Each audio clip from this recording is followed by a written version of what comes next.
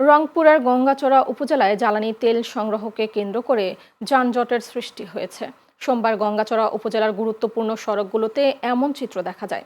স্থানীয়রা জানান, উপজেলার বিভিন্ন পেট্রোল পাম্পে তেল নিতে সোমবার দুপুর থেকে শত শত মোটরসাইকেল চালক ভিড় করতে থাকেন।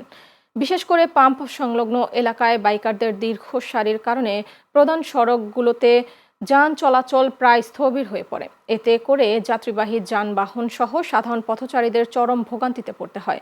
স্থানীয়দের অভিযোগ, সাম্প্রতিক সময়ে জ্বালানি তেলের সরবরাহ নিয়ে অনিশ্চয়তা তৈরি হওয়ায় অনেকেই প্রয়োজনের অতিরিক্ত তেল সংগ্রহের চেষ্টা করছেন।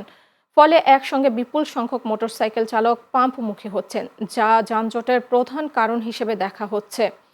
এদিকে পরিস্থিতি নিয়ন্ত্রণে রাখতে স্থানীয় প্রশাসন ও আইনশৃঙ্খলা বাহিনী মাঠে কাজ করছে।